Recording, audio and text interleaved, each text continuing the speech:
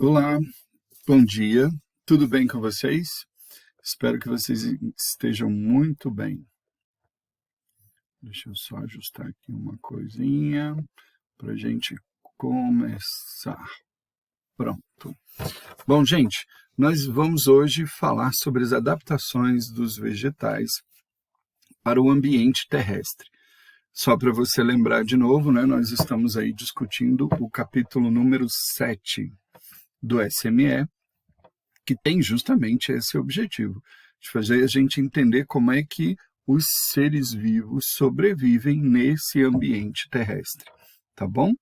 Bom, nós na última aula falamos como é que a água é absorvida e depois transportada através do xilema, não é isso?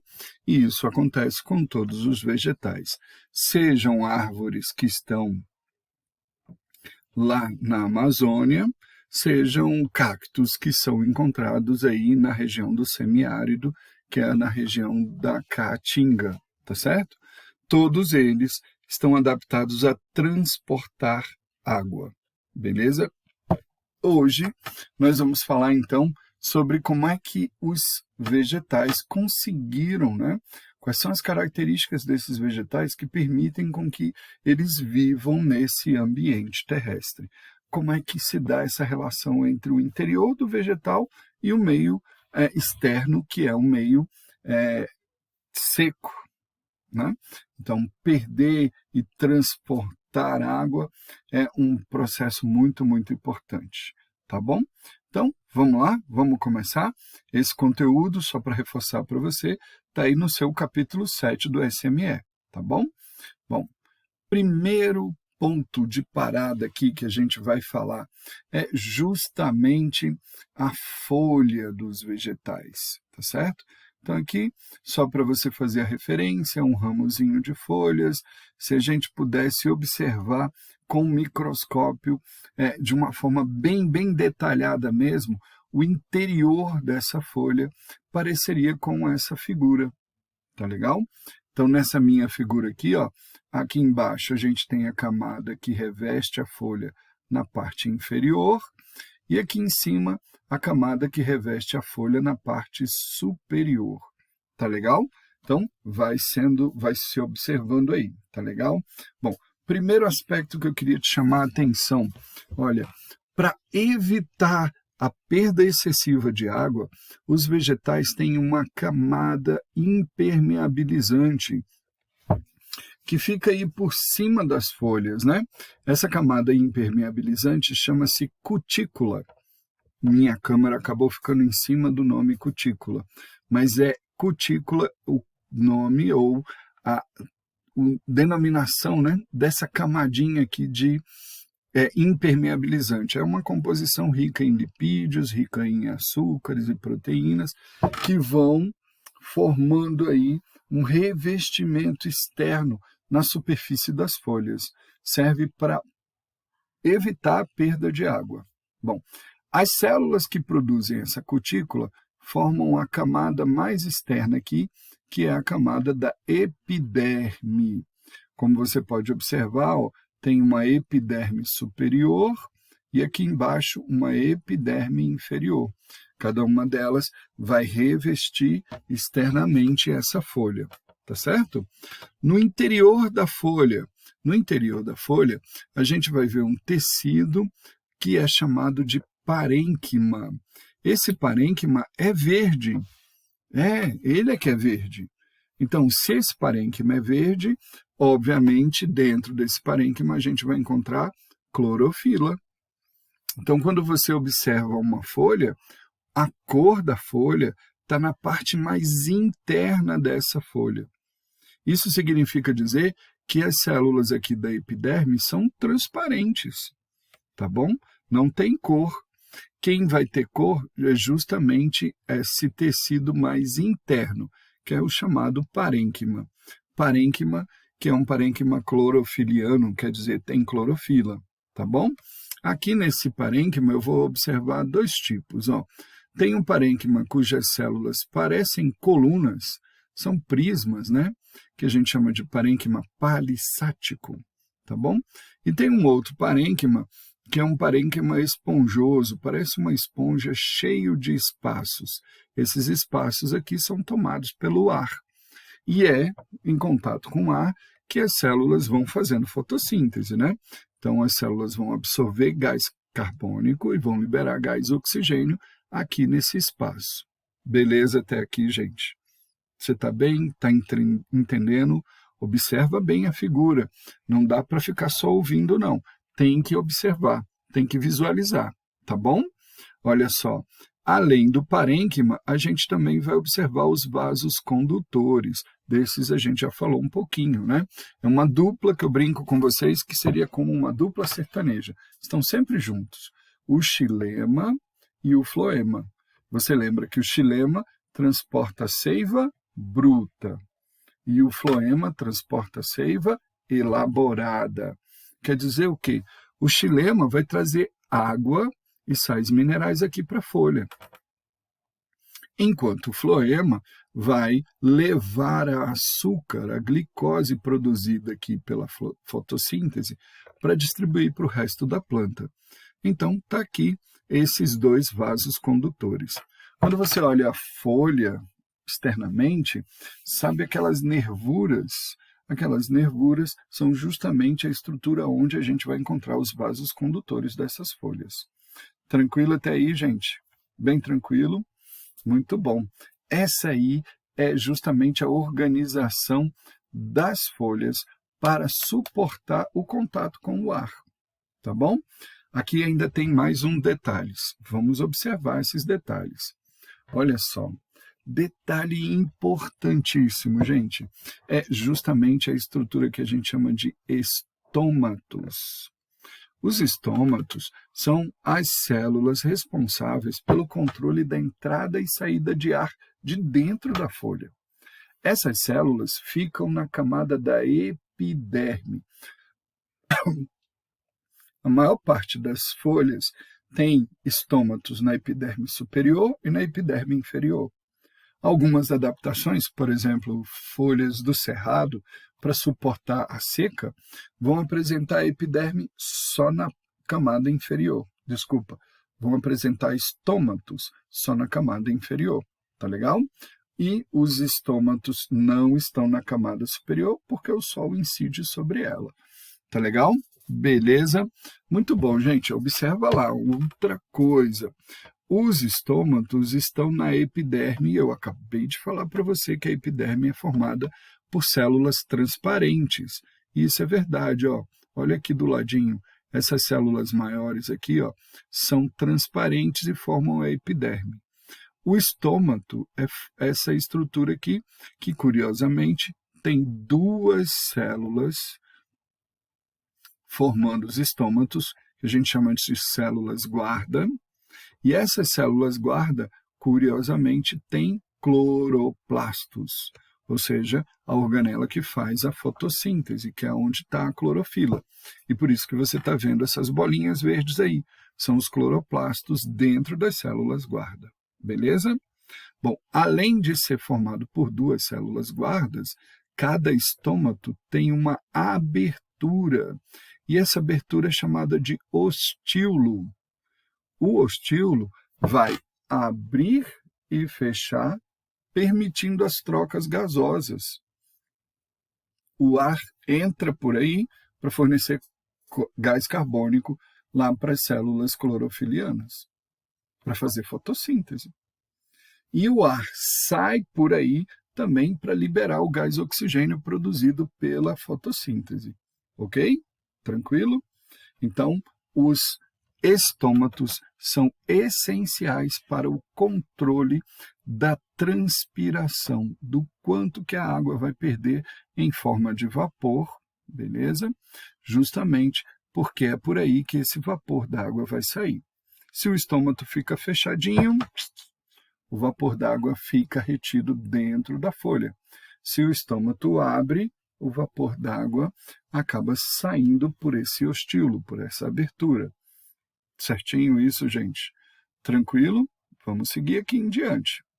Beleza? Outra adaptação que a gente pode ver em algumas epidermes. em algumas folhas e algumas plantas, são aí os famosos tricomas. Os tricomas são projeções da epiderme das plantas. E essas projeções têm uma função. Primeiro, eles auxiliam a absorção de água. A gente viu esses tricomas lá quando estudou as raízes, a zona pilífera das raízes, tá bom? Bom, depois, os tricomas ajudam na defesa, porque eles vão dificultar a chegada até o caule ou até a folha daquela planta. Bom, você está vendo aí que os tricomas são pequenininhos, né? Mas eles dão conta de dificultar a vida de muitos insetos e lagartas, tá bom? Outras funções também desses tricomas acontecem quando, por exemplo, uma planta carnívora vai se alimentar de um inseto, né? Vai capturar um inseto, melhor dizendo. Alimentar não é bem o caso, porque a planta carnívora faz fotossíntese, também é verde, né? Mas a planta carnívora, ela consegue capturar o inseto para obter o nitrogênio de que ela precisa através da ação desses tricomas, aquelas pontinhas que soltam um líquido pegajoso que vai prender o inseto ali entre as folhas da planta carnívora. Beleza? Esses daí são os tricomas, estruturas que vão ajudando aí as plantas a relacionar-se com a água e com o ambiente terrestre. Tá legal? Bom, seguimos aqui então, gente, com um resumo dessa primeira parte. Essa primeira parte, eu estou falando de epiderme. A epiderme é o revestimento externo que eu vou encontrar principalmente nas folhas e naquela parte da planta que ainda está crescendo, iniciando, né? É uma camada de células que reveste folhas e caules, especialmente os caules verdes, tá bom? A epiderme é formada por células aclorofiladas, quer dizer, transparentes, não tem cor verde, tá bom? E aí o verde que eu vejo da folha é justamente daquelas camadas mais internas. As células são sem cor, aclorofiladas e são justapostas, quer dizer, estão grudadas umas na outra. Isso é que significa justaposta, tá bom? Ela forma uma cutícula que é a camada de substância impermeabilizante. Essa cutícula, então, tem a função de evitar a perda de vapor d'água, tá bom? Bom, nas folhas, a gente vai ver essa epiderme tem os estômatos. Os estômatos são aquelas duas células guardas que têm capacidade de abrir ou fechar o ostíolo. Essas células guarda, com a sua forma de agir, né, acabam contribuindo e muito para evitar a transpiração, ou melhor, para controlar a transpiração das plantas. E aí, com isso, ela vai regulando a perda de água na forma de vapor. Beleza? Bom, e por último, né, dessa primeira parte, alguns vegetais apresentam tricomas na sua epiderme, que são aqueles prolongamentos que vão funcionar tanto para absorção de água nas raízes, quanto para captura de animais, por exemplo, e proteção, no caso lá daquelas plantas chamadas de plantas carnívoras. Tranquilo até aqui, gente? Tranquilo? Bom, eu vou então avançar aqui, especialmente em relação a esse revestimento. Eu queria te falar agora daquelas partes da planta que tem o crescimento que a gente chama de crescimento em largura, crescimento secundário. Eu queria falar, por exemplo, do caule de uma planta. Bom, como é que é o revestimento do caule dessa planta? Ele é um revestimento diferente. Ao invés de ter a epiderme, aquela única camadinha de células, ele vai apresentar agora aqui uma estrutura chamada de periderme. Essa periderme é formada, por sua vez, de 3 camadas. A camada mais externa a gente chama de suber. A camada do meio, responsável aí pela formação dessas duas outras camadas, a gente chama de felogênio. E a camada mais interna a gente chama de feloderma, tá bom? Bom, essa aqui, as três juntas formam a periderme, que seria a parte mais externa, por exemplo, do caule. Legal até aqui? Internamente no caule, aí você vai ver vasos condutores, como o floema e o xilema. Mas eu não quero me preocupar com essa parte agora, não. A minha preocupação está exclusivamente nessa periderme. Tá legal? Tranquilo? Gente, nessa periderme, a gente vai ver aqui, ó, a camadinha do meio, chamada de felogênio, ela tem uma intensa atividade de multiplicação de células. As células que ela forma podem depois se transformar em células da feloderme, se forem para o interior, ou serem convertidas em células do suber, se forem para o exterior do caule. Beleza? Bom, se forem para o interior, a feloderma vai provocando esse crescimento, né? O crescimento da célula, do tronco em largura, que a gente chama de crescimento secundário, tá bom? Agora, se for em relação ao exterior, forma-se o suber, e o suber é muito curioso. As células do suber acabam morrendo porque elas acumulam uma substância chamada de suberina. Essa suberina, ela vai matar as células e vai formar aquela casca típica do tronco da árvore. Bom, eu falei com vocês, quando a gente conversou sobre o cerrado, que algumas plantas do cerrado têm essa casca bem grande e ela serve simplesmente para pegar fogo, né? Lembra dessa história? Bom, olha aqui, esse material, essa casca que você está observando aqui no tronco dessa árvore, é o suber. Ele fica mais externo, ele é formado por células mortas e é altamente inflamável. Qual é a ideia? Se o fogo vier atingir esse tronco, o suber queima rapidamente, deixando a parte interna do tronco viva. Por isso que, depois de um fogo, o tronco aí dessa árvore vai parecer um carvão. Você olha assim e fala, nossa, aquela árvore morreu. Mas é suficiente. As primeiras chuvas fazem com que a planta comece a sua vida novamente, né? Ela vai criar novas folhas e aí o ciclo de vida dela continua. Tranquilo? Por isso que essas árvores do cerrado estão bem adaptadas ao ambiente, à seca e ao fogo. Beleza? Então, isso que você está vendo aqui do lado de fora é a camada mais externa da periderme e é o que a gente chama de suber. Muito bom. Seguindo aqui, ó, eu queria te contar um pouco da história desse suber. Essa árvore aqui, você está vendo que tem um suber muito grande, muito desenvolvido. Essa árvore aqui é a árvore de onde eles tiram a rolha, a cortiça, melhor dizendo, né? A cortiça que é utilizada para fazer a rolha que fecha os vinhos, por exemplo. Tá bom? Fecha a garrafa de vinho, a garrafa de champanhe. Essas rolhas são montadas a partir justamente do suber desta árvore, que é tão grande, que o trabalhador consegue aqui retirar pedaços desse suber sem matar a árvore, tá vendo? A árvore permanece viva, numa boa.